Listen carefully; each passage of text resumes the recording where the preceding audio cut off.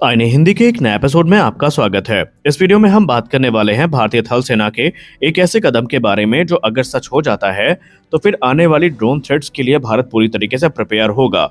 और ये हमारे लिए सिर्फ कॉन्सेप्ट लेवल पर नहीं बल्कि प्रैक्टिकल लेवल पर होना बहुत जरूरी है। आइए जानते हैं पूरा मामला क्या है। देखिए, रशिया यूक्रेन वॉर और ईरान और इसराइल के युद्ध से भारत ने बहुत कुछ सीखा है और उसी से सीख लेते हुए भारतीय थल सेना अब हाई स्पीड जो इंटरसेप्टर ड्रोन्स हैं उनको विकसित कर रही है और ये दुश्मन के ड्रोन्स को हवा में ही नष्ट करेंगे। आइए जानते हैं ये जरूरी क्यों है। देखिए, आज के युद्ध में सस्ते और बड़ी संख्या में जो ड्रोन बनाए जाते हैं जिनको हम लोइटरिंग म्यूनिशन भी कह सकते हैं, उनका बहुत बड़ा खतरा है। और आप सब ने रशिया यूक्रेन वॉर में और ईरान और इसराइल के युद्ध में ये चीजें देखी हुई हैं। अब जो पारंपरिक एयर डिफेंस सिस्टम है जिसमें महंगी मिसाइल हो गई और जो गन्स हो गई, उन्हें हम हर छोटे ड्रोन के लिए इस्तेमाल नहीं कर सकते क्योंकि वो महंगा भी है और इनएफिशिएंट भी साबित होंगे। तो अब जो देश ड्रोन को जल्दी गिरा सकता है उसे ही बैटलफील्ड एडवांटेज मिलेगा। ये बात भारतीय थल सेना समझ चुकी है और इसी के समाधान के तौर पर भारतीय थल सेना अब ड्रोन वर्सेस ड्रोन सिस्टम को तैयार कर रही है। यानी अलग अलग मिशन के लिए जो मल्टी रोल इंटरसेप्टर ड्रोन्स हैं वो तैयार किए जाएंगे। छोटे ड्रोन के लिए क्विक रिस्पांस इंटरसेप्टर तैयार किए जाएंगे, जबकि जो तेजी टारगेट है या तेजी से जो अटैक करने वाले ड्रोन्स हैं उनके लिए हाई स्पीड इंटरसेप्टर्स को तैयार किया जाएगा।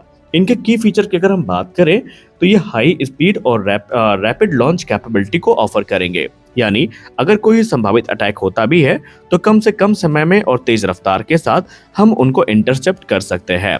ये ऑटोनोमस होंगे या एआई असिस्टेड होंगे। इसमें हमें या तो ये ड्रोन इतने स्मार्ट होंगे कि टारगेट को खुद को ढूंढकर नष्ट कर सकेंगे या फिर इनको थोड़े असिस्टेंस के थ्रू हम गाइड कर सकते हैं। ये क्लोज रेंज प्रिसीजन अटैक भी कर पाएंगे, जैसे कि कम कोलेटरल डैमेज होने के चांसेस होंगे।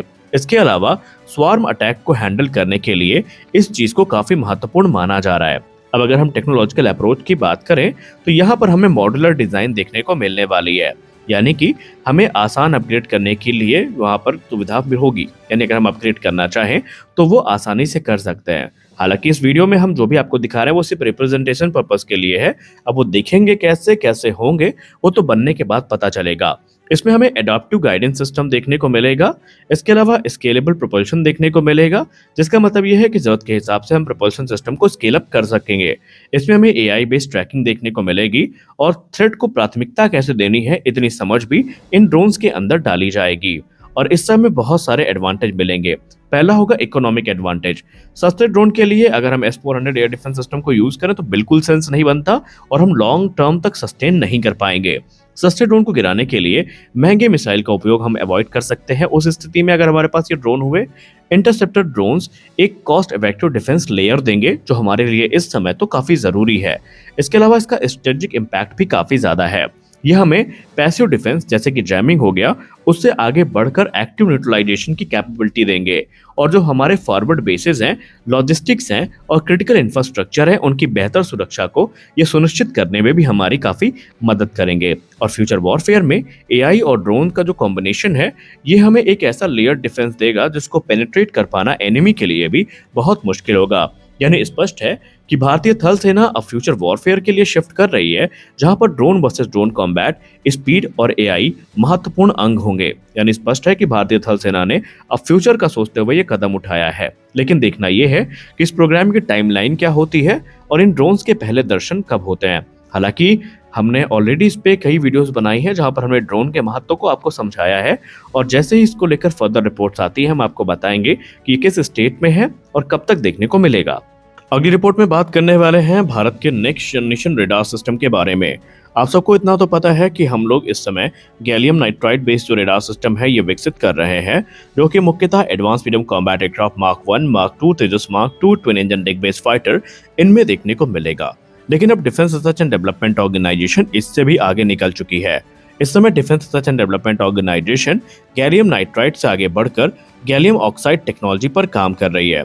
Defence research and development organisation gallium nitride के बाद अगले पीढ़ी की जो टेक्नोलॉजी है जो कि संभावित है कि गैलियम ऑक्साइड है, उस पर अपने काम को ऑलरेडी शुरू कर चुके हैं।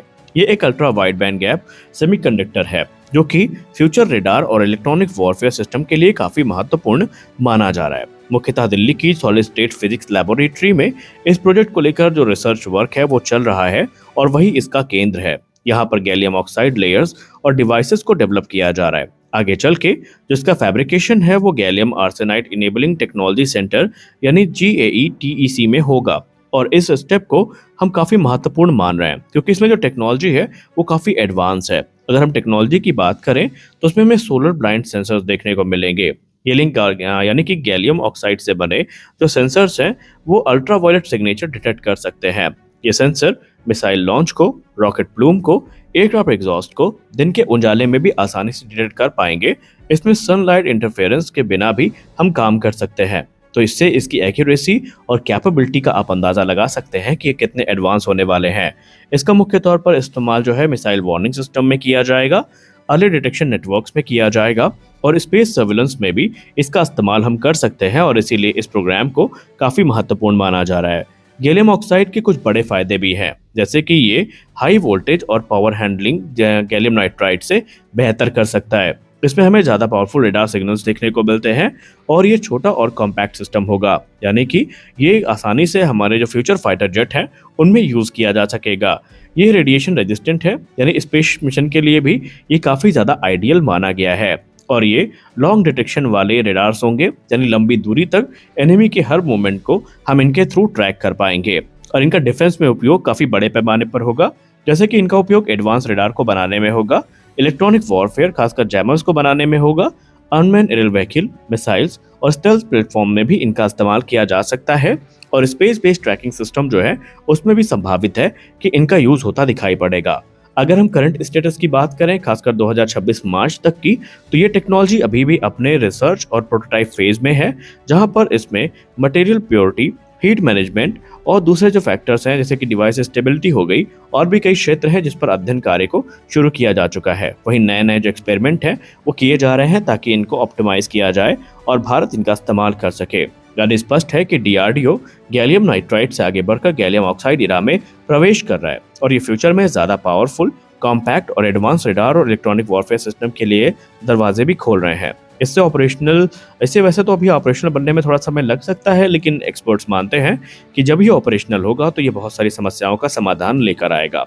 खैर, अभी फिलहाल ये हमें संभावित है कि भारत के 6th generation fighter aircraft programmes में ही देखने को मिलेंगे, क्योंकि जहां तक बात रही AMCA मार्क 1 या मार्क 2 की, तो उसमें हमें कोई नया रेडार आता दिखाई नहीं पड़ रहा है। यानी वो उसी रेडार के साथ आएंगे जो कि हमारा उत्तम मार्क 2 होगा और भविष्य में जब ये तैयार हो जाएंगे तब जाकर कहीं देखा जाएगा कि इनमें संभावना है या नहीं AMCA में आने की। लेकिन फिलहाल हम ये मान के चल रहे हैं कि ये 6th जनरेशन फाइटर एयरक्राफ्ट का ही हिस्सा है।